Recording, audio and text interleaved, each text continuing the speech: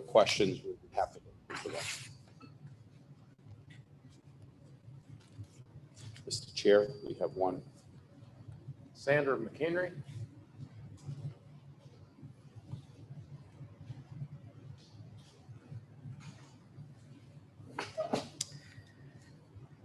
Good afternoon. My name is Dr. Sandra McHenry, and I am an instructor here at DSLCC.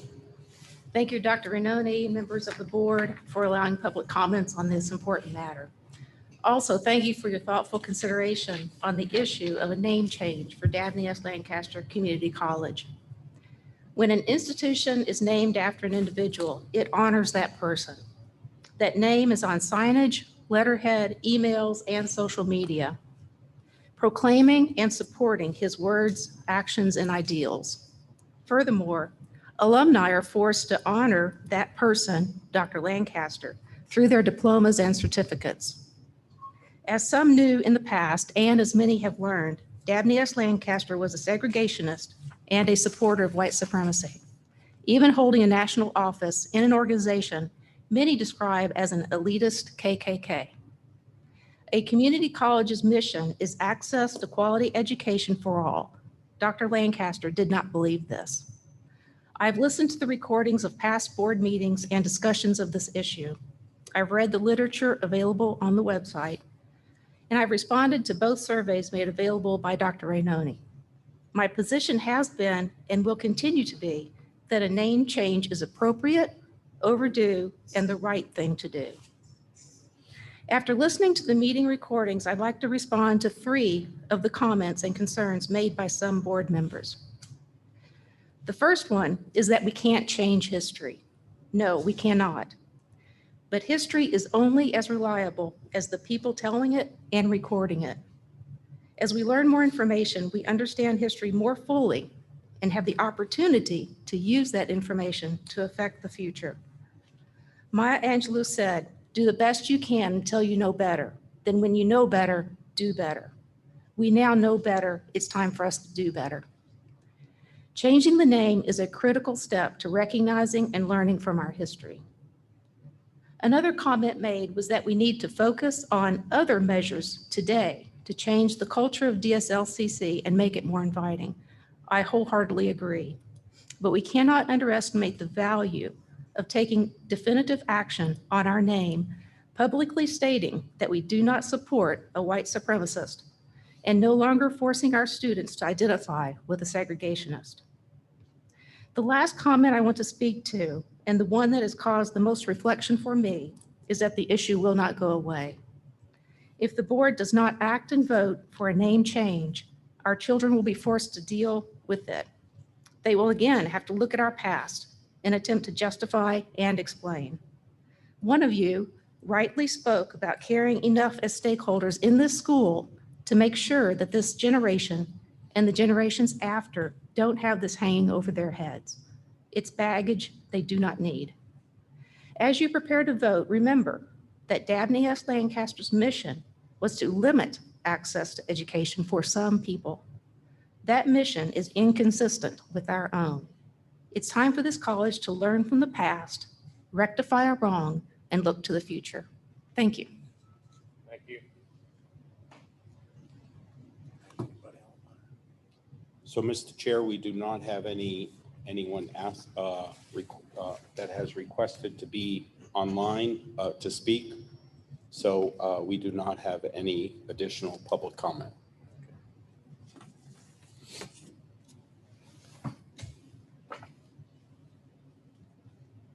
All right, I guess we'll have to discuss this amongst ourselves as we've been doing for a year.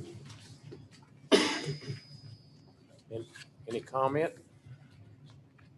Mr. Chair, before we, I guess just as a reminder, because it has been a year, if it's okay, I'd like to review a very quick timeline. Yeah, of course. Okay, of where we were, and really for the public to understand the timeline. So the timeline began last July, 2020.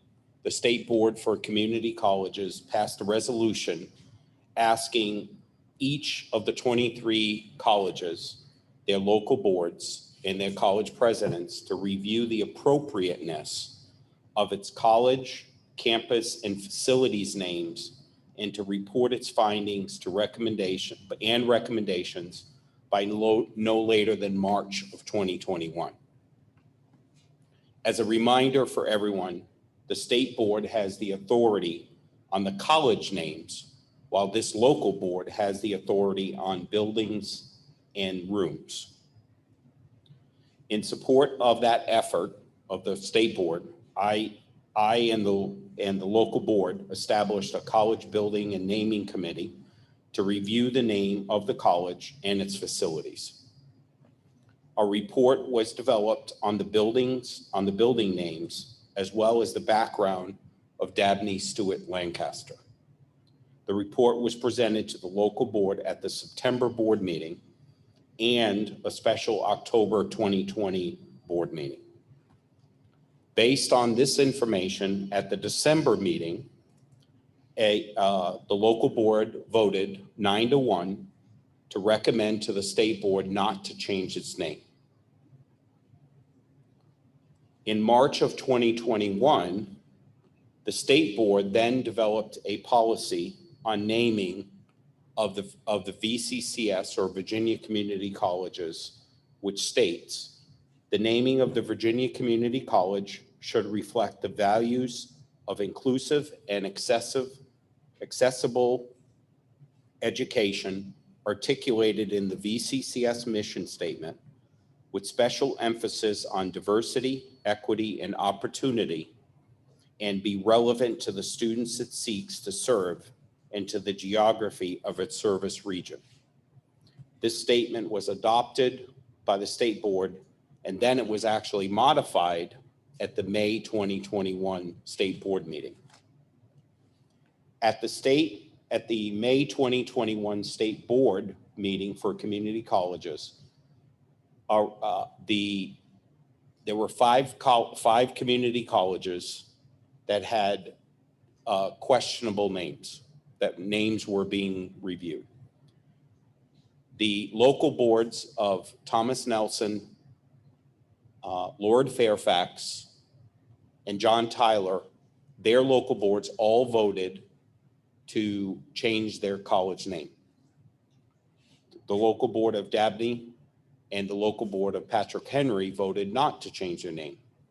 So it was at that meeting, through discussions of both the facilities committee of the state board as well as the state board, they made a unanimous recommendation to go back to our boards to reconsider.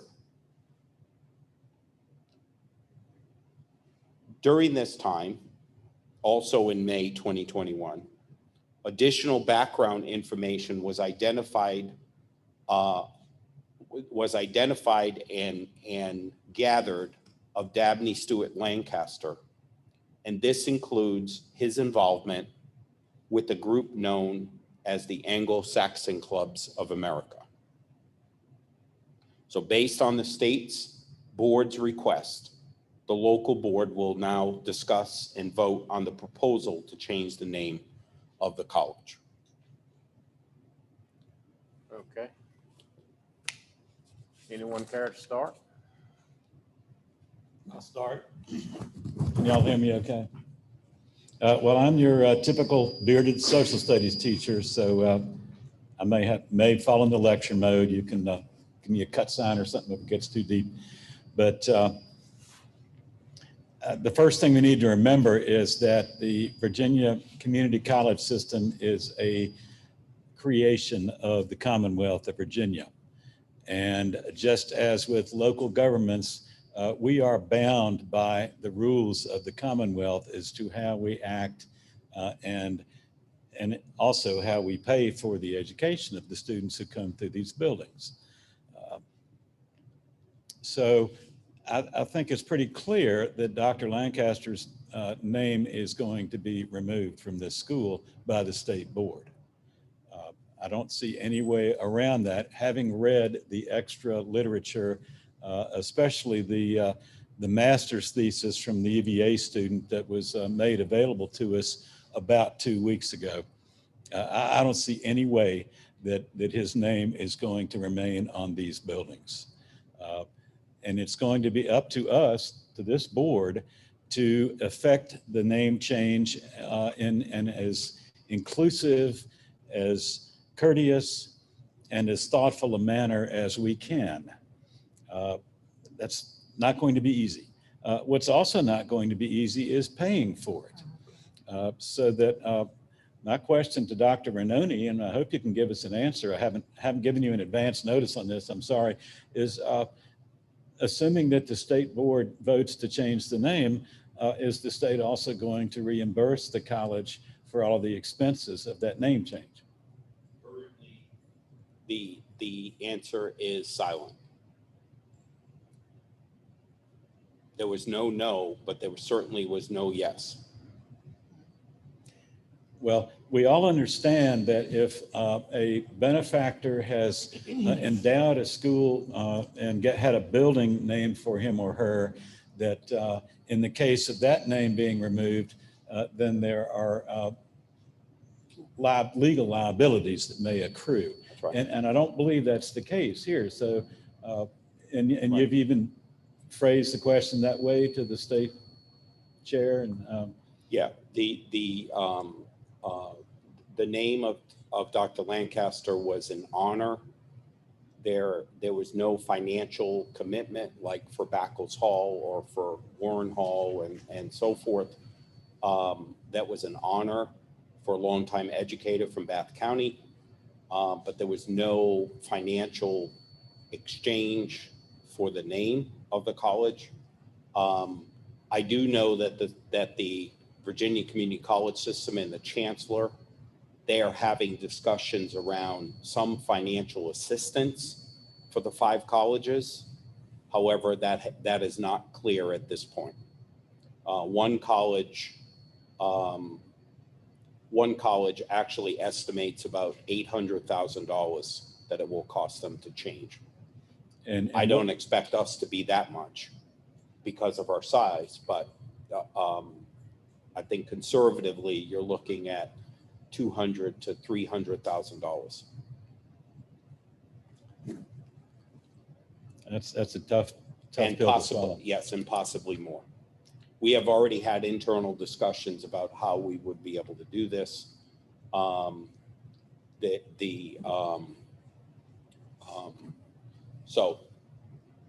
So the answer is, I apologize, but the answer is I don't know at this point. Well, it's a very conflicting situation. And when I voted to retain the name before, I was not aware of this most recent revelation. Was already a bit squeamish about keeping the name. So I'm telling everybody that I will change my vote. And nonetheless, we have to work together. All of we board members, all of us have to work together. Just as a point, somebody made a message in the chat room because they can't see all of the board members. If you would just announce your name before you speak. Oh, Rusty Ford. Yeah, Rockbridge County. Thank you. Sorry, that was Anyone else? Go ahead and speak up. I'm Marilyn Alexander, representing the city of Lexington.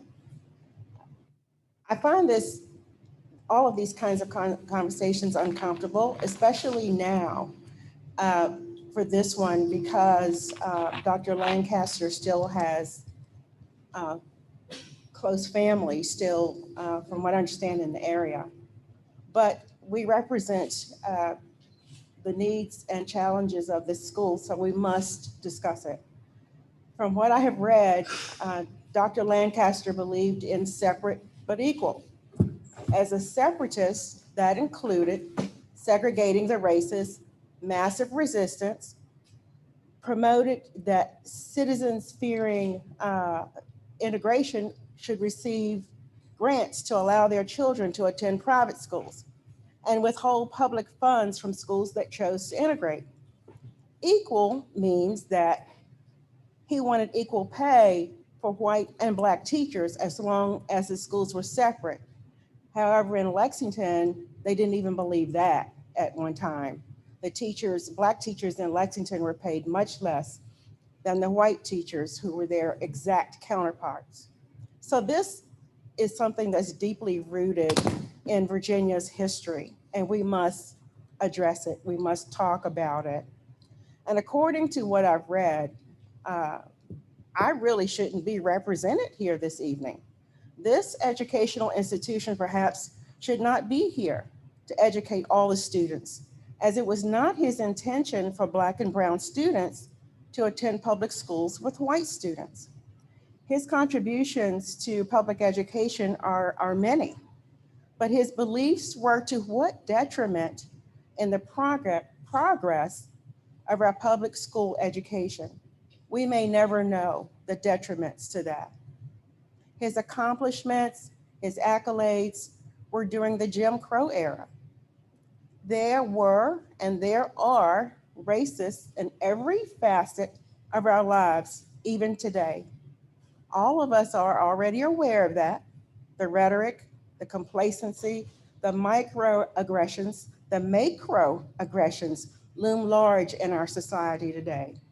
Do we continue to turn a blind eye as our children look up to us to set the record straight? The horrors of slavery were perpetrated by humans who should have known better about man's inhumanity to man. The horrors of Jim Crow were perpetrated by those who should have known better by that time. The horrors of modern day Jim Crow are perpetrated by a modern, sophisticated, educated society that does know better, but they continue to use the licensing of racism anyway. We are all challenged as representatives of institutions of higher learning to ensure that we are sending a message of accuracy when telling our histories, our stories, and telling our truths. The students attending our institutions of higher learning deserve no less as we prepare them to enter the real world. We cannot be guilty of the rhetoric learned on the streets of America today. While we have them as a captive audience in our classrooms and in this school, let's make sure that our contributions to their success include practicing what we preach. We owe it to the history books that grace every classroom and every history book that lines the walls of these very buildings around us. My vote was to change the name previously. My vote continues to stay the same. Next. Stephanie Clark, representing the city of Covington. This has been a difficult time for the whole world. And Rusty of Maryland, beautiful comments. I just wanted to say that I spoke to my children. My son and daughter are millennials, and I've spoke to different people about the name change. And I think that it's necessary now. I voted against changing the name in the beginning because I said if everybody in the entire world would look up something in their past, we all have something that we are ashamed of, and we don't want people to know about it. But all that has happened during the pandemic with George Floyd, with Black Lives Matters, all the Confederate statues coming down, it has affected all of us in different ways in our lives. And I do know that Dabney Lancaster Community College has been here for many years. I came, I attended this school. I did not even think about his name or what his name meant. I only thought about, could I pass the math class I was in? Could I get a good grade in English? Can somebody tutor me through this class? But now, because our lives have changed and people are talking about what's going on in America, this is important. We found out what his history is. Dr. McHenry, she got up and she spoke well and she told us, and we want everybody to be able to receive a great education in life. And I know that there is safety and wise counsel. So I've sought out counsel from other pastors that don't live here, other friends that don't live here. And, they've talked to me, Stephanie, we know how opinionated you are. And I said, well, I feel like that when the Virginia Community College systems brought this to our attention at first, and, we decided not to change the name, I was satisfied with my decision. But after receiving information and knowing what we should do, I'm changing my vote to change the name of this community college. Though, like Rusty said, it is going to cause some financial distress on this school. So hopefully we'll have some support from the state of Virginia. Thank you for this time. Reverend Hartsfield. I didn't know I was going to have to make a speech. I serve on another local board that it's an advisory board. Sometimes we do a lot of voting that really doesn't matter. We've already voted once. I fully understand the situation, I really do. And I understand why, for a lot of folks, it's very important to change the name. As far as I'm concerned, it seems like it's a done deal. I mean, we can vote numerous times and do whatever we want to do, but it's really up to the state. If I understand correctly, we control names of buildings, but not the school. So it's a done deal. I mean, and so I do understand. I agree. We cannot name this facility after a person, because sooner or later, something will be found out about that person that somebody doesn't like. And so we need to name it some kind of a geographical name that applies to everybody. Like I said, we voted before, we're going to vote again. I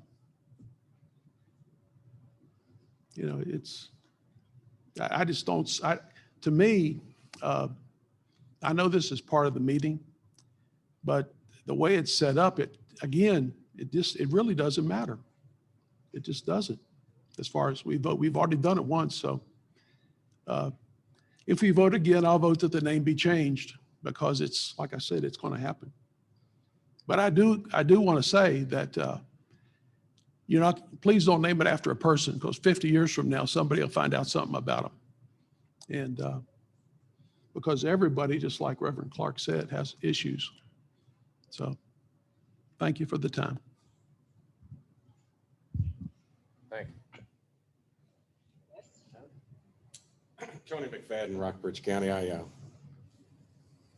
stayed up all night thinking about this issue last night, so I hope this meeting ends soon so we can get back home so I can go to bed tonight. I've talked to a lot of people about it in Rockbridge County, and there's opinions on both sides. I agree with Reverend Hartsfield as well. It crossed my mind too that the state has already made up their mind, and it's kind of ridiculous that we're voting on it again. If they want to change it, then they can change it. But that's where we are, and I've prayed on it. I've thought about it, and I'm with the Reverend. I will vote in favor of changing it tonight because it is inevitable, and it's going to happen. Thank you. Ramona Garcia, representing Bath County.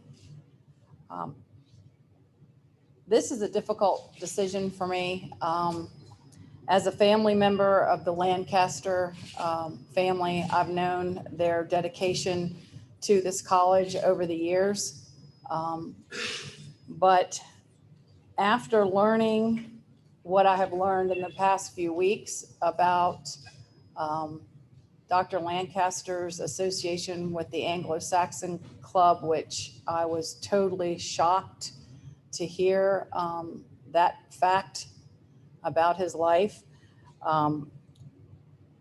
I originally voted to leave the name as is, but after having gathered this additional information, I can't in, good heart, agree with it. I'm really, really surprised and upset about that knowledge that I have gained. But in knowing so, I support Dr. McHenry's comments, and I support those of the other members of our board. And at this time, I feel that it is only right with, things that are going on in society today, which actually have gone on for quite some time. I feel that it is only appropriate that we do make the name change.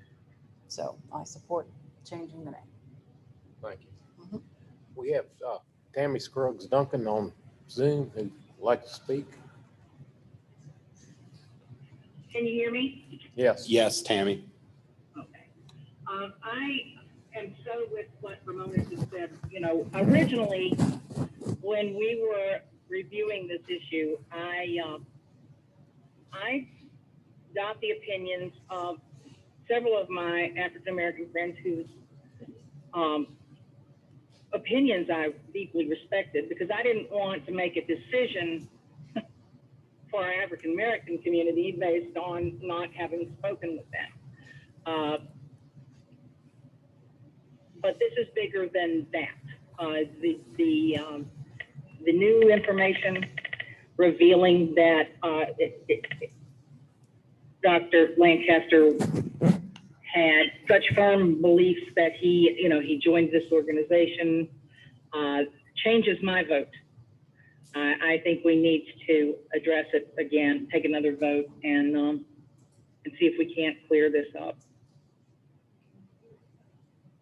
Okay, thank you.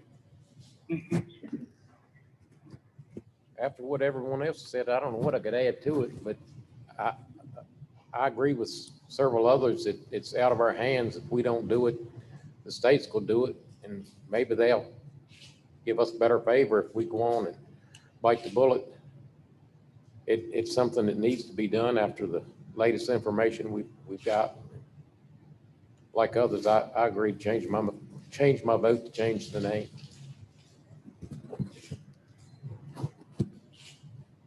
Do I hear a motion to such? I move that we change the name of our college, Dabney as Lancaster College.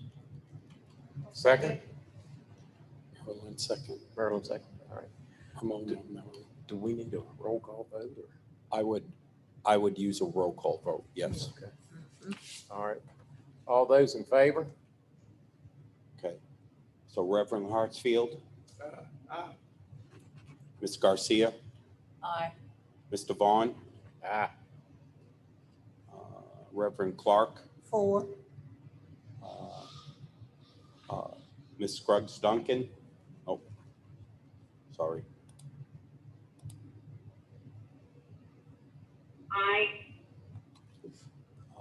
Ms. Alexander? Aye. Captain McFadden?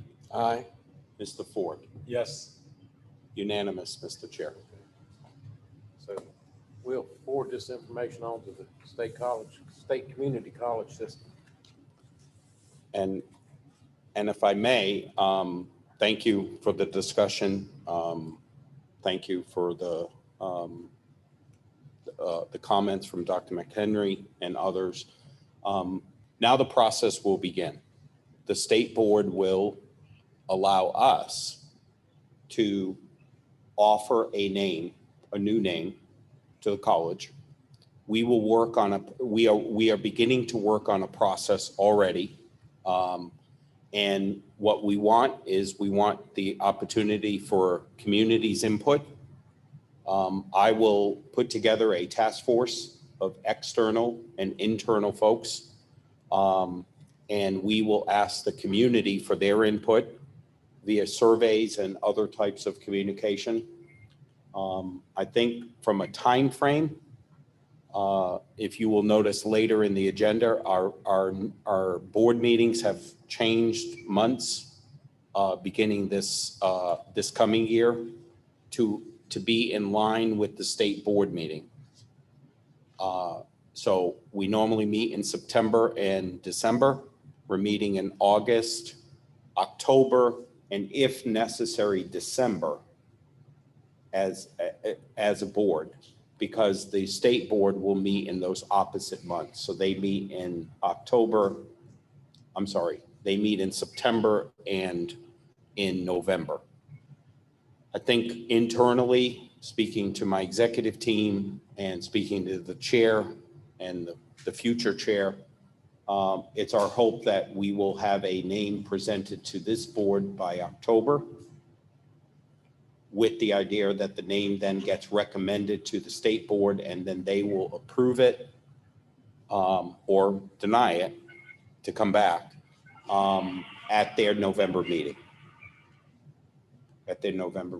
Then we will find out, and then we will begin, we will start the process, because there's copyright reviews that we will have to do.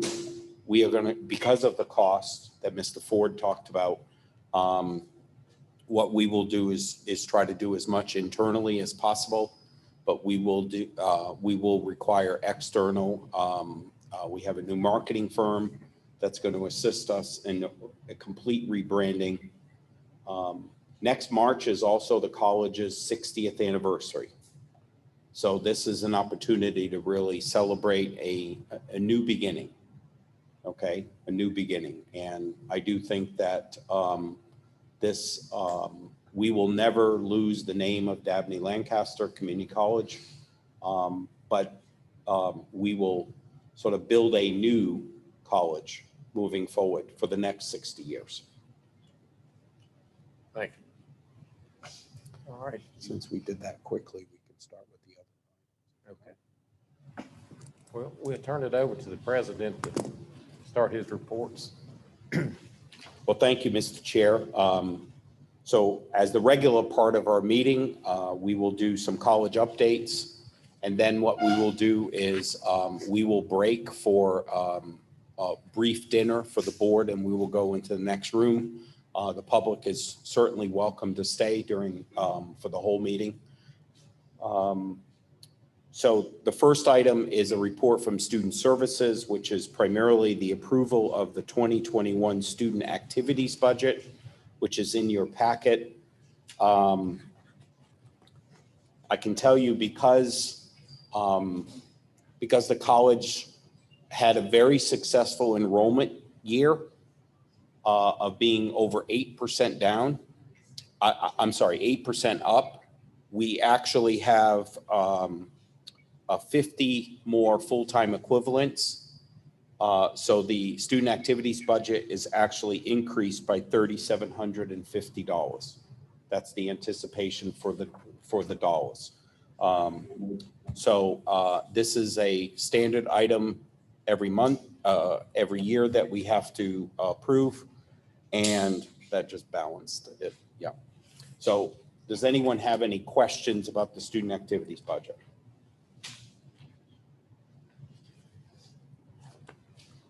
So we do need a motion and a second. Hearing no questions, we have a motion that we approve this budget. So moved. Second? Rusty, second? Okay. Mo- All those in favor, aye? Aye. Opposed? Okay, that clears, passes. So our next report is from Workforce Solutions and Continuing Ed. So we have Mr. Keener, who will come and provide an update. Thank you. Just a couple quick updates. I always report at every meeting our fast forward enrollments, and just to let you know, fast forward enrollment for FY 2021, that's July 2020 through June 21st, as of today stands at 241, and that's an increase of 16.43% from last year. Obviously, when the pandemic hit, we had no idea if we were going to be down, we were going to be up. It was a shot in the dark, actually. But fortunately, we were able to do that. But I do want to make one note, and I've talked about the Career Forge partnership that we have with Total Action for Progress. And just want to note that because of that partnership, it's been instrumental in a significant increase in enrollments in the certified nurse aid program during FY21. DSLC had 42 enrollments in CNA this year versus 6 last year. So to me, that really stresses what a good partnership will do. They do a lot of wraparound services. They really do a good job of assisting students in a lot of different ways, which includes health care, transportation, and those barriers that really truly keep people from being able to get things that they need. So it's just amazing to me that to have that much increase and just mainly because of the wraparound services. We've always had CNA, but it's a difficult program for many individuals to be able to take. And CNA is a high demand in Virginia, as we know, and it's a high demand in our service region. So it's really, we were really searching for ways to be able to increase these enrollments and did that. The second update I'll give is that DSLC is currently working with the Virginia Talent Accelerator Program to offer training for the expansion announced by Modine Manufacturing that will produce 60 new jobs in Rockbridge County. We are currently developing a brazing training program for current and new employees the company will be adding due to the expansion. And also VTA will also assist Modine in recruitment for the new positions, and DSLCC will be making sure that our students are aware of the employment opportunities at Modine.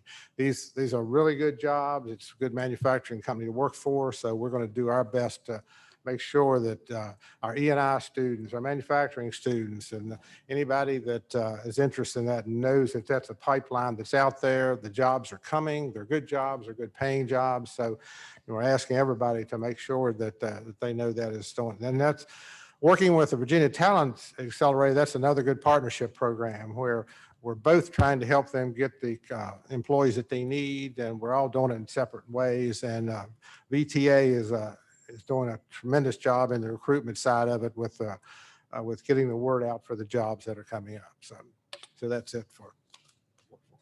Any questions for Gary?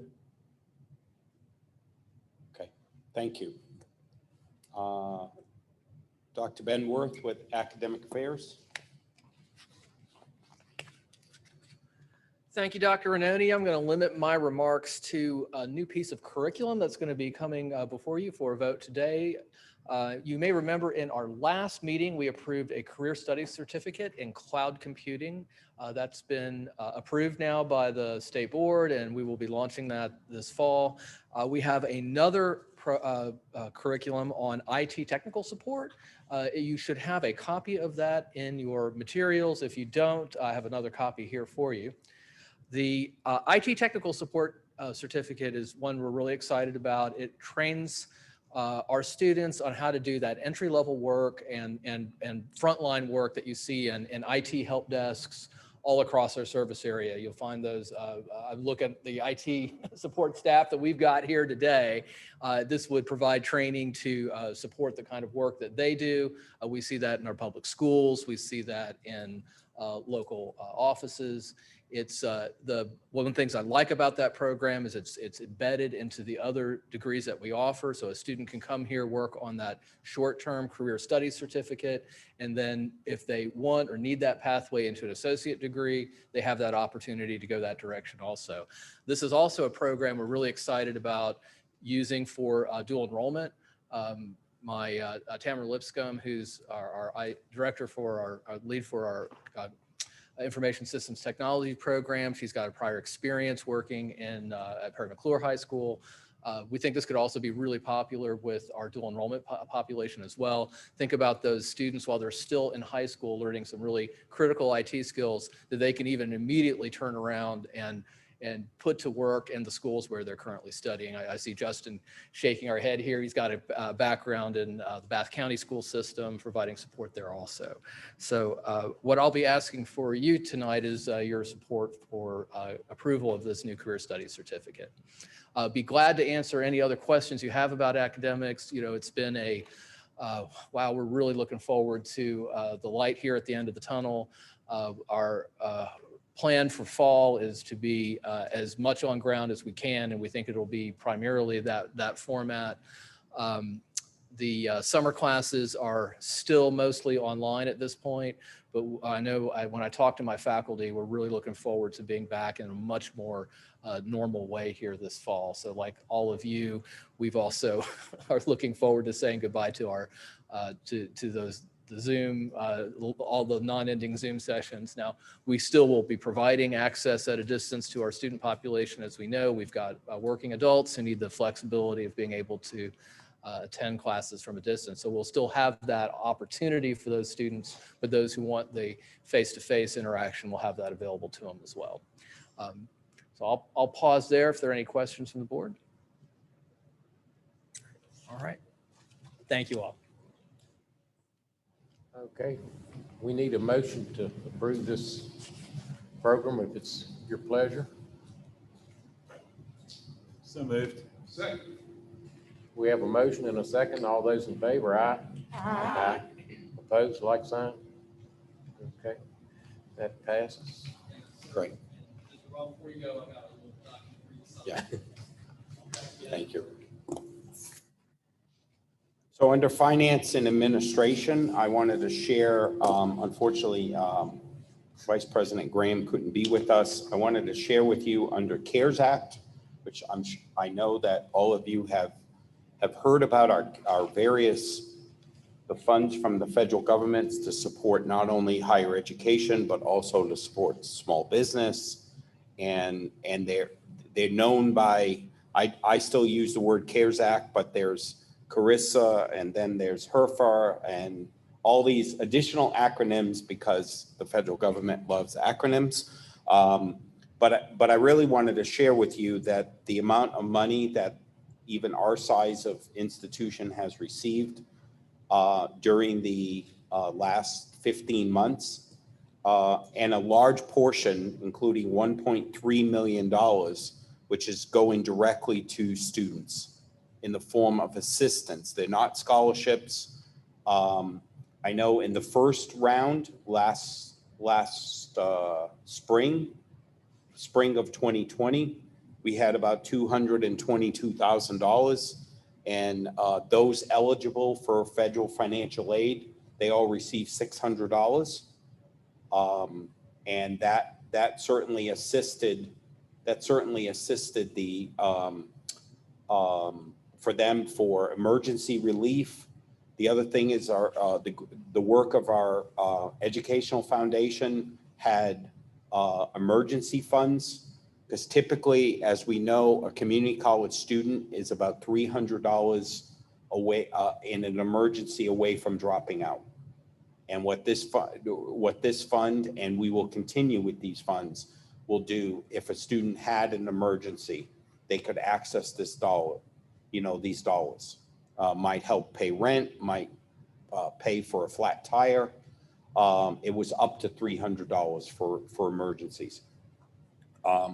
We had done the second round. Okay, the second round, which is the CARISA funds, which we set aside another $250,000 for students, and that has been out the door for eligible students. And then the big amount, which we haven't even received yet, there's $910,000 available for current students, which we will start delivering those in the fall. We still are awaiting guidance, and guidance if anyone was part of a nonprofit or any other organization back last spring, the rules changed. I think the rules changed literally 3 times in one day. Okay, so we really are taking whatever we hear and we're waiting a couple of days, because as we have learned from experience, things have changed drastically. Okay, so I just wanted to share with all of you, the dollars that have already come in and have gone out. Some of the institutional dollars that have been set aside, of course, they have parameters on there. I'm sorry, we can't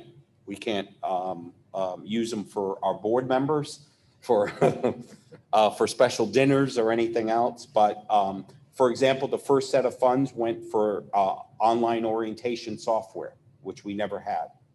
That really assisted us buying into the online software. And then the maintenance fee on an annual basis is something that we can fit into our budget. Faculty training, okay? We were able to actually get rent recovery from our Rockbridge Regional Center beginning March 23rd of 2020 through the rest of the semester and through the summer, because we were not allowed to use the building, but we still had to pay the rent. The second pool of money, which was just under $1 million for institutional expenses, continues to be employee training. It talks about, so when we went for, and Dr. McHenry is here, her labs had to be broken down from, say, 24 down to 6. So the additional expenses incurred by us to cover those 3 other sections of classes because of social distancing, this money was able to actually help us, cover some of those expenses. Lab equipment, we purchased plexiglass, okay, and any PPE equipment. So anything that you see, we've added additional, sanitizing machines and so forth. The third amount, we have no idea what we're going to be able to spend that money on, but we will have pretty much 12 months from the time that we actually download the dollars to be able to do that. So I wish I could tell you that we could use it for, some institutions were legitimately able to use it for operating relief because they had, in some cases, 20% reduction in enrollment. So they had to actually cover those expenses. We were fortunate that we had an 8% increase. So we didn't have, so we actually had 8% more of tuition to be able to cover that. But there will be more and more guidance as we move forward. There will still certainly be, as Dr. Worth talked about, certainly be some additional PPE requirements, some lab requirements, some online requirements that are very different. Everything has to be related for or changed because of the pandemic. That's basically the test. And we do expect to get audited, as every institution should, on the dollars. We were actually audited. It was a desk audit on the first round, and we passed that with flying colors. Any questions on money and dollars like that? Okay. The next one, institutional effectiveness. Unfortunately, Dr. McGraw could not be with us. He was planning to be here, but he had a death in the family. So which just happened yesterday. So unfortunately, I guess the biggest news there is I had mentioned that we were on a monitoring report through our accreditation organization, SAC-COC, and I received a phone call on Thursday that said everything has been cleared. The work of Dr. McGraw and Dr. Worth provided everything, and it was just a clarification. So we are completely good as far as accreditation is. And this fall, 2024 is our 10-year decennial visit. So this fall, I know Dr. McGraw will start building the team, because it does take 18 to 24 months to actually compile the voluminous report that we have to put together. Institutional Advancement and Educational Foundation, Dr. James Cook, who I believe this is the first time that you have met him in person. You have seen him. So if you just put your fingers up like that, you'll recognize him like a little TV screen.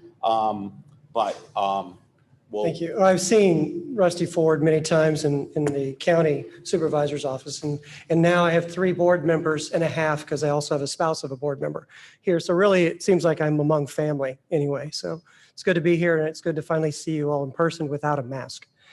I don't know if that's your benefit, but I look at your picture up here and it looks like you have a really good wall art. It's a joke 'cause that's me up there on Zoom. As you know, I wear two hats. I wear the college hat and I wear the foundation hat. On the college side, we have hired 25th Hour. They were actually part of this discussion tonight to do our marketing and our public relations in anticipation of the vote that was happening tonight. They also did a website review and we're revising our website. As if you've been on our website, you know how clunky it could be and hard to find things. And we also started our strategic overview with each of the departments on their marketing platforms throughout the year in developing a 5-year vision. I won't bore you too much more with that. But now let me get to the educational foundation side. As you know, with this vote that happened today, there's going to be a review and an audit of all our scholarships. We have many scholarships that have the DSLCC or Dabney Lancaster name associated with it, which means that each one of those funders or donors have to be contacted, and that begins a long and tedious process for us to be able to get those contracts redone. I estimate there's going to be a cost that incurs with that, but that's part of this situation that we're in, and we expect that that's going to happen, and we'll begin that review soon. But on a good note, we had 87 scholarships awarded. We were able to have a pool of money of $293,600 to award in scholarships. Of that, we offered $195,000. That was a $71,000 increase from last year. We're still going through acceptance and denials, and so I can't give you a full report anyway because I have to give my educational foundation a report next week on the scholarships. But know that we are in a really good position now with scholarships and just increasing our ability to give out scholarships for those that want to attend our college. Our tagline, we're removing Dabney from everything. And so our tagline until we do the transition is we're more than just a community college, we're your community's college. Subjects to your questions. That's all I have. Great. Thank you.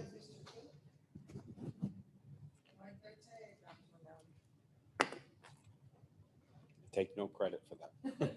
I like it. Okay, the last report is on our HR report, and you have a personnel report in your packet. You can see that we are hiring and have hired a number of people. And this year during our in-person in-service, which will be the third week of August when faculty come back, I've actually asked Dr. Worth, can we have a new employee reception? Because I've spoken to everybody on phone, but if they walked in new tonight, I couldn't tell you who they were. So at least I can be able to connect all of them. So you see that a couple of new hires, and you see that we are still recruiting for additional positions. And that's a standard report that we normally provide to you. Thank you, sir. Yeah, and We will break for dinner now. okay. So it's, Well, no, you wanted to ask the question when we do new hires, if I could, before we break for dinner. How, with us becoming more diversified now, how far do we go when we put out our applications or for new hires? How far do we expand our horizon? Because, if you look at the applicants and the number of people we have on campus, we're not as diverse as we would like to be. So I'm sure you're working on that. Just wanted to know, maybe at dinner, you and I can talk about it. no, I think that's a perfect and very timely question. When we look at the institutional goals, when we come back from dinner, diversity, equity, and inclusion is a major component of the Virginia Community College System new strategic plan. Okay. We have implemented a number of things over the last couple of years. We have something called a search advocate that is a trained individual, HR, and we have one faculty, and we're expanding that in August. They are part of every search committee. Okay. Okay. They don't have any decision-making, but they are there as to make sure that the proper questions are asked. Okay, the proper review of the resumes are asked. To get to your question about how if we have a full-time faculty position, there are very specific guidelines that we have to do national searches. Okay, for that. For part-time positions, we typically keep them fairly local in our service area. Okay, so Rockbridge, Botetourt, et cetera. As you know, that the cost of placing ads has increased, but every one of our positions are also on Indeed.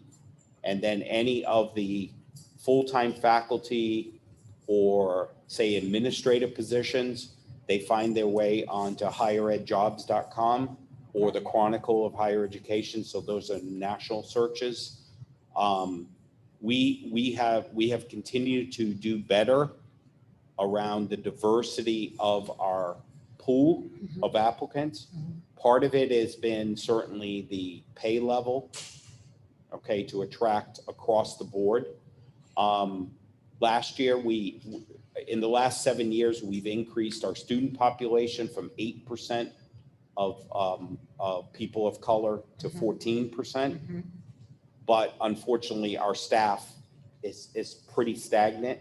So we are really taking a focus of that. And when we come back and look at the institutional goals, there are 2 specific ones around increasing diversity, equity, and inclusion.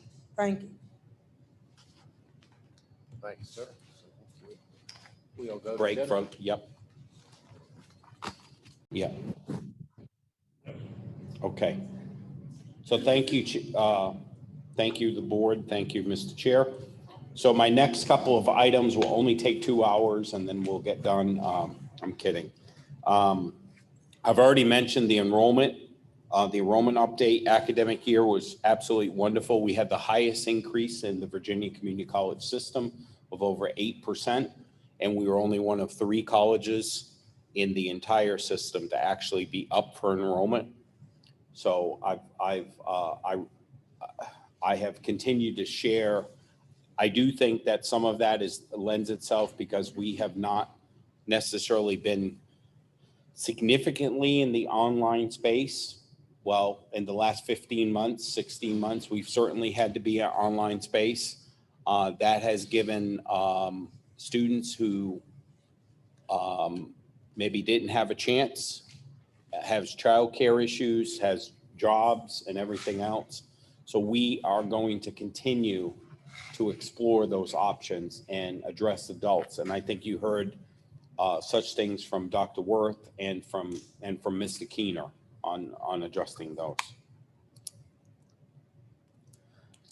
The next item is the annual piece of institutional goals. So I alluded to this to Stephanie Clark before our break, but in your packet, every year the chancellor provides the presidents an outline of things that they would like to be included in these are the annual goals.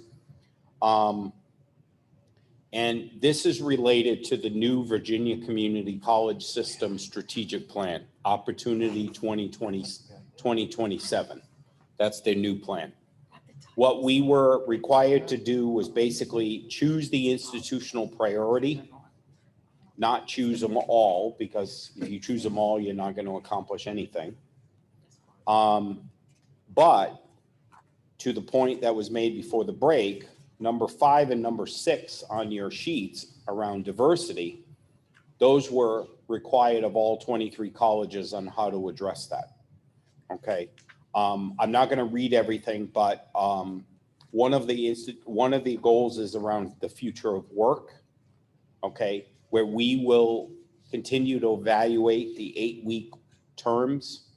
This is a new model. Students want to come here. They want to be able to concentrate more on fewer classes. So if we can really institute 8-week classes, a student takes 6 credits the first 8 weeks, 6 credits in the second 8 week. There is evidence that students drop out less because And even if life happens, a lot of times students will tend to drop out in weeks 9, 10, 11, 12. Well, we won't get there if you finish in 8 weeks. And because when you drop out of college, it also affects your financial aid, for your lifetime financial aid. If I'd rather have a students that unsure that take two courses, first 8 weeks, pass them, and then not come back for another 8 weeks, then they've been successful for 6 credits. Financial aid is not affected negatively toward them. And so we are really going to start, not every program can do that. I know of one college in Texas that I know the president, and they've instituted this 5 years ago. 92% of their programs are 8 weeks, where what it does is a student can't take, they do not allow students unless they have academic prowess. They will not allow a student to take more than 6 credits in an 8-week period. And part of that is because of they have seen their completion increase. They've seen their attrition improve, and they, overall, their graduation rates are much higher. Okay, that are certainly much higher. So that's one of the things the second one, just quickly, is looking around teaching and learning and actually incorporating equity-driven review of curriculum content for cultural responsiveness and representation. This is related to one of the strategic plans goals. The third one is around student support and around addressing non-academic barriers to success. You know that we started, which is now 4 years ago, a food bank. So we need to continue to address food insecurity, housing insecurity. At our next meeting, I will share with you a national research project that we were part of. But bottom line is, it said during the pandemic, 51% of our students experienced either housing or food insecurity over the past 9 months. Okay. And that's more than just couch hopping. Okay.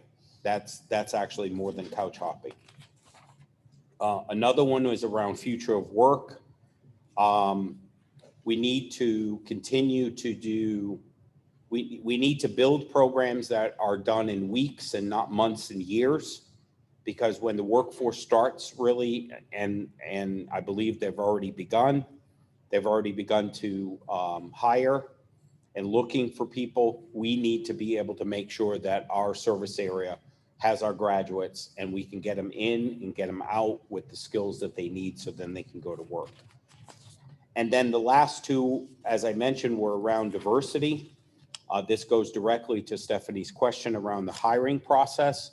If you see some of the measures, and I've already committed to allocating some additional dollars to advertising and being able to do much more comprehensive, even on those non-faculty and non-administration, some of even the coordinator roles, if they're full-time positions. So these are some of the things that we will include moving forward. And then the last one is around, again, the same thing about recruitment efforts. And again, none of this is really around students, because I think we are certainly improving. It's really around faculty and staff, and being able to have our faculty, as our student body becomes more diverse, our faculty and staff need to become more diverse. Okay. And it's been hard. It's certainly been hard. Okay. And it's been hard for a number of reasons, as I mentioned, but we are trying to incorporate. We do have a diversity and inclusion committee that's going to have a very different role. The other thing just related to this is the Virginia Community College System was able to get a grant from the Lumina Foundation. And for the first time, we've done a comprehensive diversity, equity, and inclusion survey of students and faculty and staff. We don't have those results yet, okay? But based on those results, we are gonna have additional strategies to deal with. And I'll certainly share those results with this group, moving forward. So the chancellor I've already had my review with the chancellor. He awaits your letter to sign my contract, if that's the case. So on June 1st, he did approve these goals. So we do need approval of these institutional goals from the local board. Second. We have a motion and a second. All those in favor, aye. Aye. Opposed, like sign. Okay, Right. pass. Thank you. The next item, just quickly, is our annual local funds budget. This is pretty much a standard budget that we're required to keep, where we utilize some of the localities' fundings and some of the items. As you see, the amount is exactly the same. If you remember, from the localities, we only, non-Rockbridge Regional Center, we only received $22,000 from all the localities. And that might actually be less because we've had declines from Covington and from another one actually Botetourt last year, they cut everybody. So what we're trying to do is, and last year was because of the pandemic and the, and the lack of revenue and everything. But we're never going to be able to have a large local funds budget to be able to do a lot of those types of things. So this is just a pretty standard budget. It's those things that state dollars won't pay for that we can then allocate here.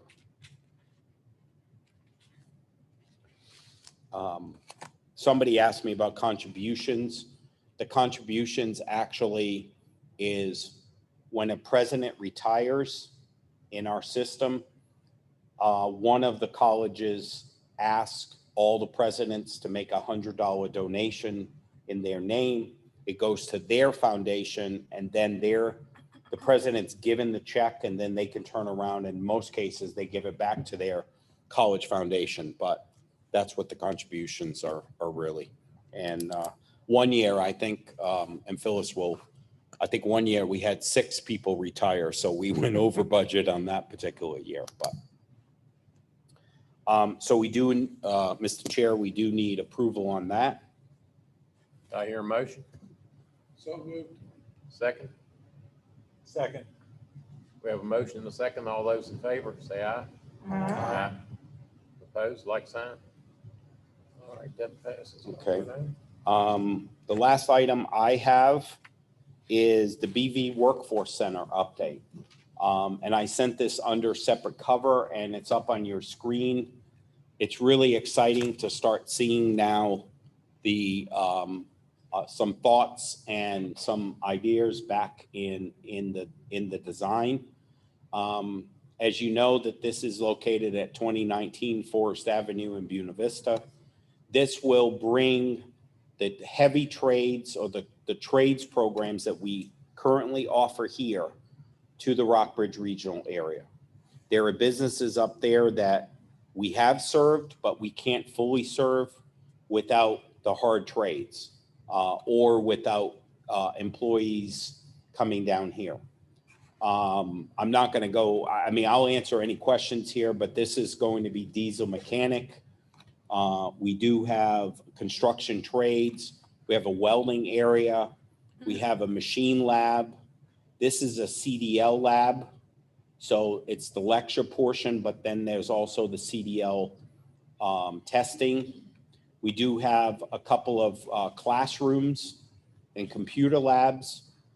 These are locker rooms and showers and everything for the trades, and some restrooms. We do have a student lounge here, which actually walks out to a courtyard.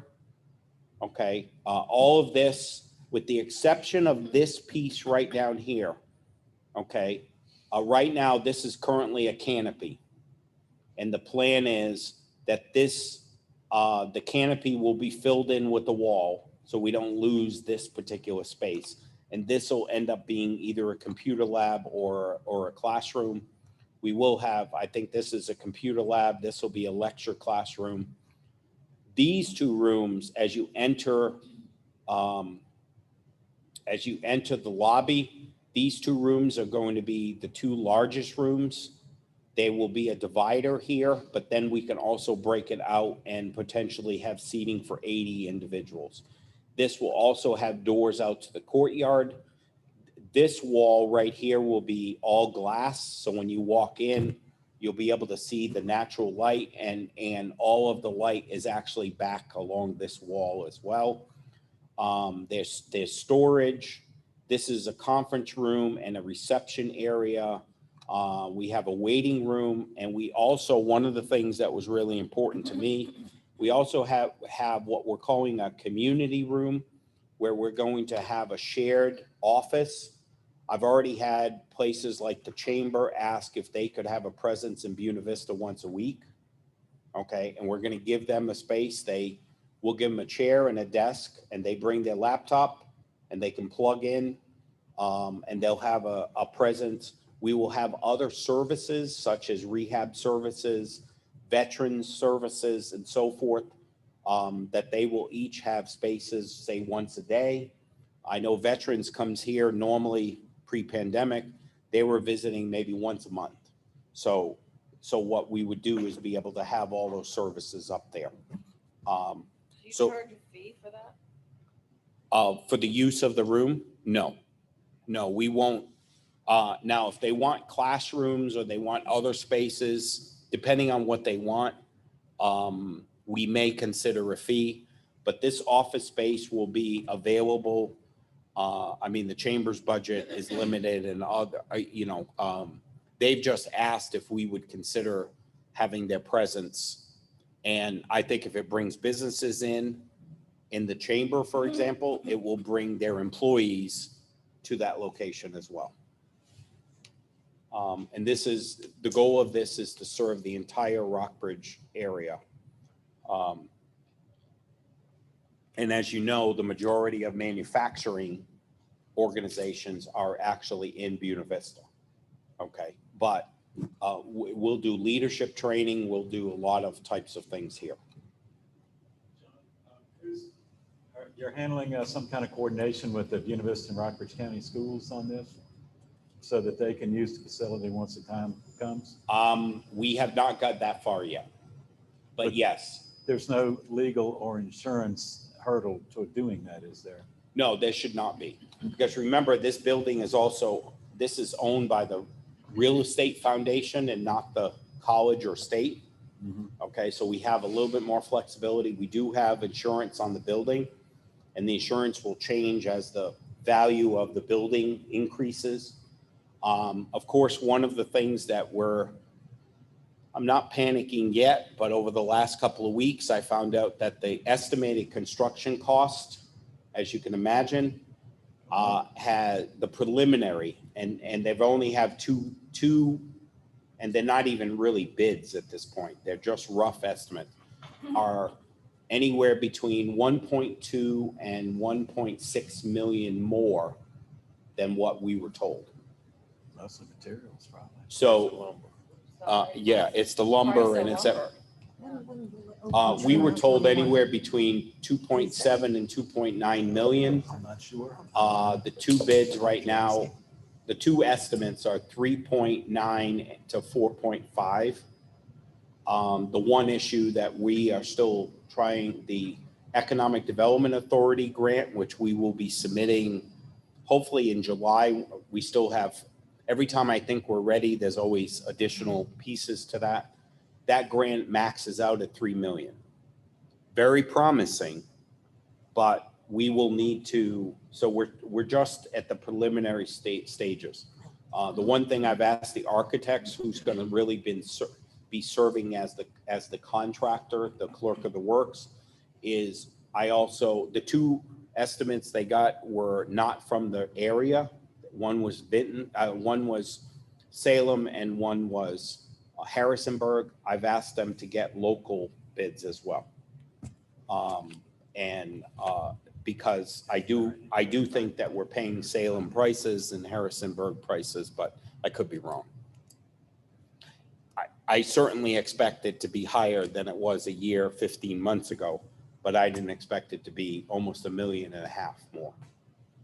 And there are two different economic development authorities in the county there. There's a- Yeah, no, this is federal Right, EDA. But there could be matches. I don't know. Yes, yes, there are matches. Go Virginia is still certainly a possibility to get some dollars. We have, right now, we have almost $1 million plus in matching dollars between private dollars and so forth, so. But there is a kind of a skeleton regional development authority, economic Yes, development authority. yeah, That, yeah. last I checked, had some funds in it that Yeah. would be perfect for something like this. Okay, that's good to know. I'll follow up with you. So that's my report, Mr. Chair. Thank you, sir. Next on the agenda, we need to go into closed session to do Dr. Renone's evaluation. And I've got some verbiage here I've got to get correct before we can go. The regular meeting of the Dabney S. Lancaster Community College Local Board will convene into executive session for the purpose of evaluating the performance of the DSLCC president as authorized in Section A, subsection A, Section 2.2-3711 of the Code of Virginia. We need a. Second. Hear me? Those in favor? Aye. Those opposed? Okay. Where are we going? It may be easier for you. So what you can do is go back into 513, Okay. okay, All and right. meet and then come back here because then we wouldn't have to move technology wise. Okay. So, We'll be back. okay. Probably take an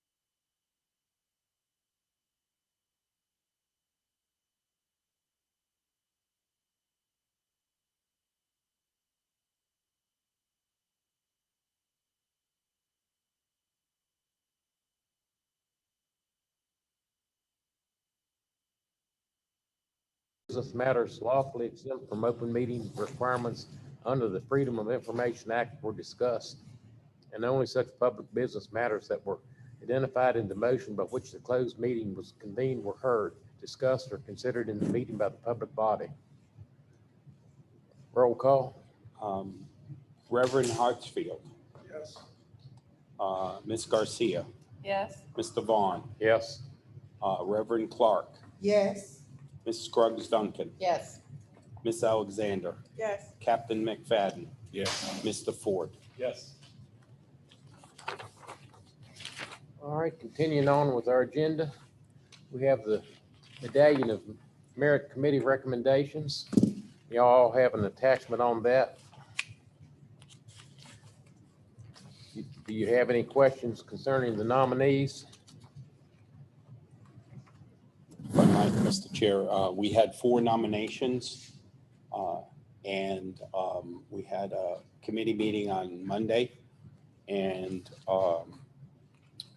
we were fortunate to have 2 great candidates, and that's what the proposal is. Any questions or discussion? Do I hear a motion? Second. We have a motion and a second to approve these candidates for the Medallion of Merit Award. All in favor, aye? Aye. Opposed, like sign? All right. And we will schedule a reception and recognition. It most likely will not be, it could be in August, but it'll be most likely in September. All right. We have before us a slate of officers for 2021, 2022. Ramona Garcia, Bath County Chairperson, Rusty Ford Rockbridge, Vice Chairperson, Steve Vaughn Botetourt, immediate past Chairperson, Dr. John Renoni, DSLCC Secretary. I move the motion we gratefully approve the slate as presented. Second. All right, we have a motion and a second. All those in favor, aye. Aye. Opposed, like sign. We got a new slate of officers. Congratulations. Congratulations. Oh, yeah. Okay. All righty.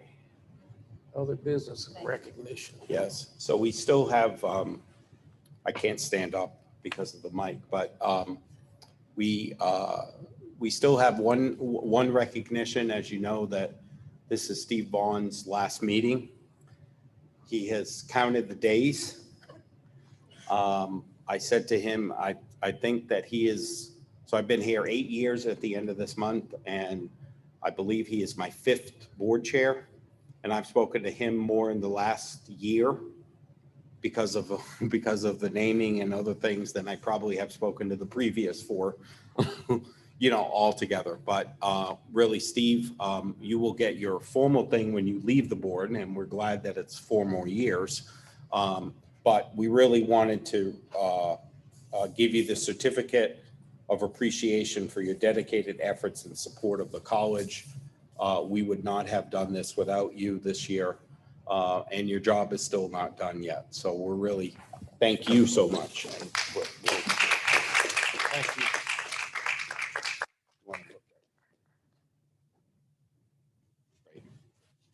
Thank you, sir. It's been a pleasure and an honor.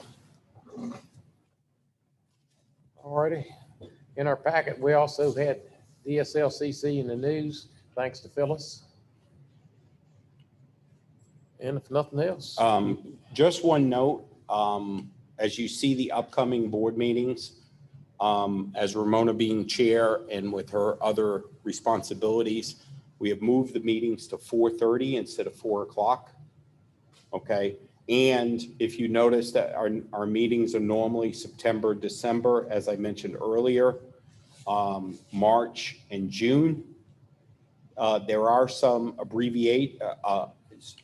because of the naming process and in preparation for the state board, we're proposing to meet in August because the state board will then meet in September. I doubt very much we will have the name by then, but just in case, we will then meet in October. The state board will meet again in November. That's the date I'm hoping that we can present the name. And should it go any further, we threw in the regular December meeting as tentative.